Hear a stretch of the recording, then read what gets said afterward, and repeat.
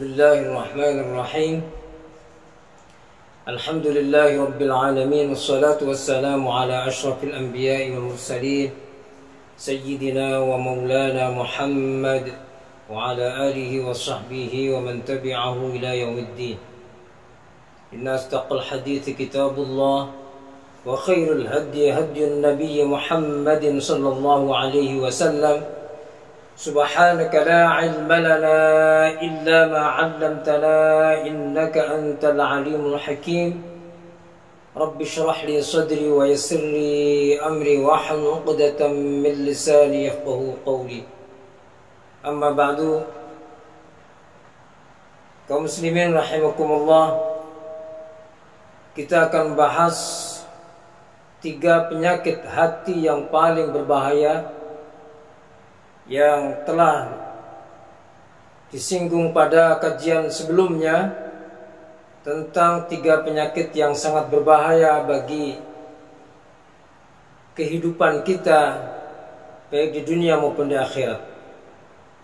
Apa 3 penyakit itu? Yaitu penyakit sombong atau kibar, penyakit hasad, iri hati, dengki, dan penyakit riya, yaitu pamer. Sekarang kita akan mengkaji tentang penyakit yang sangat amat berbahaya, yaitu sombong. Allah Subhanahu wa ta'ala banyak menjelaskan di dalam Al-Quran tentang buruknya, bahayanya kesombongan. Dan ketika Allah ciptakan makhluk pertama kali, yaitu Nabiullah Adam alaihissalam, yang sebelumnya sudah ada iblis dan malaikat,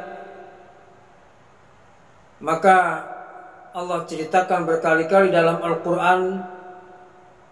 Dan di dalam cerita itu, di antara inti cerita adalah Allah menyampaikan kesombongan iblis, di mana dia beriman kepada Allah, tetapi dia sombong karena tidak mau bersujud kepada Nabi Adam alaihissalam. Apa sebetulnya sombong itu? Ma haqiqatul kibr wa afatuh. Jadi yang pertama kali harus kita ketahui adalah apa sesungguhnya definisi atau hakikat sombong. Sombong itu terbagi menjadi 2, ada batin dan ada zahir. Jadi secara ringkasnya, sombong itu adalah merasa dirinya paling baik dibandingkan dengan orang lain dan cenderung menghina, meremehkan orang lain. Jadi 2 hal itu, merasa dirinya paling baik dan meremehkan orang lain, itulah sombong. Baik itu diungkapkan dengan kata-kata atau dalam hatinya. Saya ulangi lagi bahwa sombong itu adalah merasa paling baik dan cenderung meremehkan orang lain, baik diungkapkan secara kata-kata atau gerakan badan, atau dengan kedipan mata, raut wajah, atau di dalam hati. Itulah sombong. Tentang bahayanya sombong dalam Al-Quran, di antaranya Allah Subhanahu wa ta'ala berfirman, innahu la yuhibbul mustakbirin. Kemudian Allah Subhanahu wa ta'ala berfirman dalam ayat yang lain, a'udzubillahi minasyaitonir rajim, innal ladzina yastakbiruna an ibadati sayadkhuluna jahannama dakhirin. Sesungguhnya orang-orang yang sombong, tidak mau menyembah kepadaku, maka mereka itu akan masuk ke dalam neraka jahanam. Kadzalika yatba'u Allah 'ala kulli qalbi mutakabbirin jabbar. Allah Subhanahu wa taala menutup hatinya orang yang sombong. Jadi kalau orang sombong karena kesombongannya itu, maka Allah Subhanahu wa taala akan menutup rapat-rapat hatinya.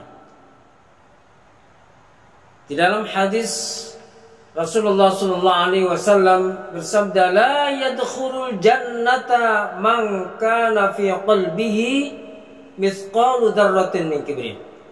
Tidaklah masuk surga orang yang ada sedikit saja rasa sombong, ada kesombongan di dalam hatinya, sedikit saja ada kesombongan, maka dia diancam tidak bisa masuk surga. Jadi kesombongan merupakan hijab, merupakan penghalang seseorang sehingga dia tidak bisa masuk surga. Begitu bahayanya kesombongan, sehingga Allah Subhanahu wa taala murka kepada iblis walaupun dia beriman. Karena kesombongannya dia diperintahkan untuk bersujud kepada Nabi Adam, tapi dia tidak mau bersujud karena dia merasa lebih mulia. Karena dia merasa lebih mulia, maka meremehkan Nabi Adam. Kenapa? Apa yang dibanggakan dia sehingga dia merasa lebih mulia? Karena dia diciptakan dari api, dan dia menurut persepsi dia api lebih mulia daripada tanah.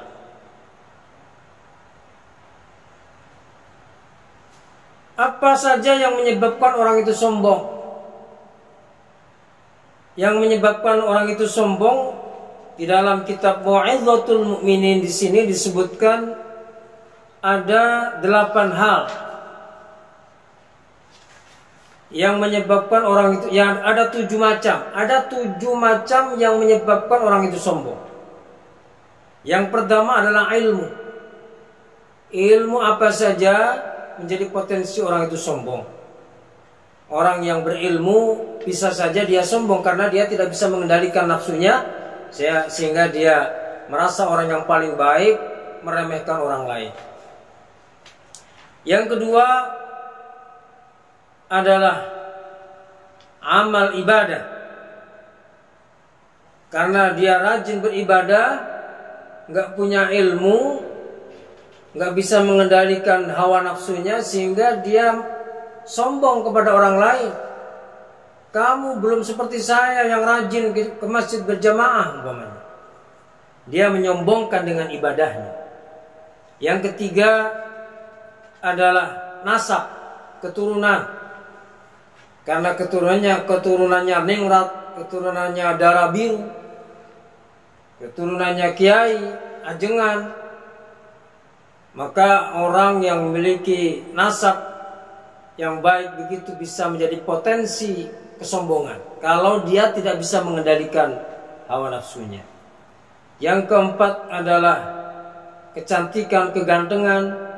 Yang kelima adalah harta yang bisa menjadikan potensi orang untuk sombong, sangat berpotensi untuk menjadikan orang itu sombong.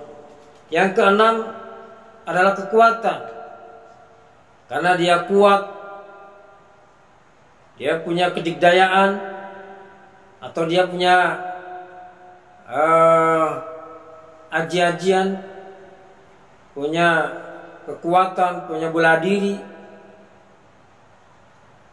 sehingga dia menyombongkan dengan kekuatannya itu karena dia tidak bisa mengendalikan hawa nafsunya. Yang ketujuh adalah pengikut.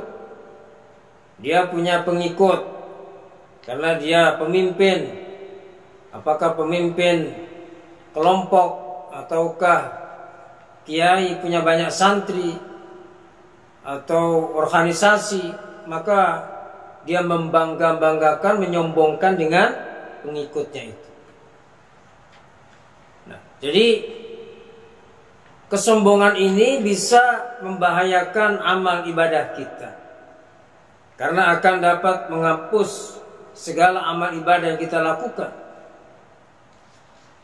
Berapapun amal ibadah yang kita lakukan akan sia-sia kalau disertai dengan kesombongan. Maka kesombongan ini harus kita kikis dari diri kita. Dan yang tahu tentang kesombongan ini adalah diri seorang itu sendiri. Orang lain tidak tahu. Orang lain tidak tahu kesombongannya seseorang. Yang tahu adalah dirinya sendiri. Tetapi orang itu tidak mengetahui kesombongan yang ada pada dirinya. Orang itu biasanya tidak tahu penyakit yang ada pada dirinya. Oleh karena itu, supaya dia tahu penyakit kesombongan dalam dirinya, sebagaimana yang sudah dijelaskan pada episode sebelumnya, kajian sebelumnya, dalam muhasabah, maka dia harus bertanya kepada ulama. Jadi sekali lagi, orang tidak bisa menilai bahwa orang itu sombong. Sebetulnya yang tahu adalah dirinya. Tetapi untuk seseorang mengetahui dirinya, mengetahui jati dirinya, itu sulit. Karena sulit, maka dia harus bertanya kepada orang lain yang lebih tahu tentang ilmu agama. Bertanya kepada ulama. Dia ceritakan apa adanya, perilakunya itu sombong atau tidak. Jadi begitu bahayanya kesombongan ini. Bahayanya di mana? Ya bahayanya mengancam ibadah kita. Kita khawatir, kita takut apa enggak dengan ibadah kita yang terancam? Kalau kita takut ibadah kita terancam, enggak diterima, sia-sia, sesuai dengan informasi yang diberikan oleh Al-Quran dan hadis bahwa kesombongan itu bisa mengancam, bisa membahayakan, bisa merusak amal ibadah kita. Kalau kita takut, maka kita berusaha untuk mengobati kesombongan itu. Tapi kalau kita nggak takut, nggak ada rasa takut tentang kesombongan yang ada diri kita, maka kita nggak berusaha untuk mengoreksi, mendeteksi kesombongan kita, dan tidak berusaha untuk mengobati kesombongan. Tetapi kalau kita takut akan adanya kesombongan itu dalam diri kita, maka usaha kita lakukan dengan pertama kali kita bertanya kepada ulama. Setelah dikasih tahu, maka kita berusaha untuk mengobatinya. Bagaimana cara mengobati kesombongan? Mengobati kesombongan di sini disebutkan kita harus mengetahui akar persoalannya. Kalau kita sombong karena harta, maka kita harus sadar betul bahwa harta itu adalah milik Allah Subhanahu wa ta'ala. Allah berhak memberi, berhak juga mengambil harta. Maka di dalam doa yang selalu kita panjatkan, doa itulah yang mengobati kita, mengobati kesombongan kita, mengobati hasad, penyakit iri hati, dengki. Apa doanya? Allahumma la mani'a lima a'taita wa la mu'tiya lima mana'ta wa la hadiya lima adlalta wa la radda lima qadaita wa la yanfa'u dhal jaddi minkal jadd. Ya Allah, tidak ada yang mencegah ya Allah kalau Engkau sudah memberi. Ini sesungguhnya obatnya penyakit hasad. Jadi kalau tetangga kita diberikan harta yang melimpah oleh Allah, tidak ada orang yang bisa menghalang-halangi. Kalau kita diberikan harta oleh Allah, tidak ada yang bisa menghalang-halangi. La mani'a lima a'taita. Tidak ada yang mencegah ya Allah ketika Engkau memberi. Wala mu'tiya lima mana'ta. Dan tidak ada yang bisa memberi kalau memang Engkau mencegahnya ya Allah. Kita bokek, nggak ada yang bisa memberi kalau memang kita dibokekkan oleh Allah, dimiskinkan oleh Allah. Wala mu'tiya lima mana'ata wala hadiya lima adlalta. Tidak ada yang berikan petunjuk kalau Engkau sesatkan ya Allah. Wala radda lima qadaita. Jadi harta ini adalah milik Allah Subhanahu wa ta'ala. Oleh karena itu Allah Subhanahu wa ta'ala memberikan dan mengambil.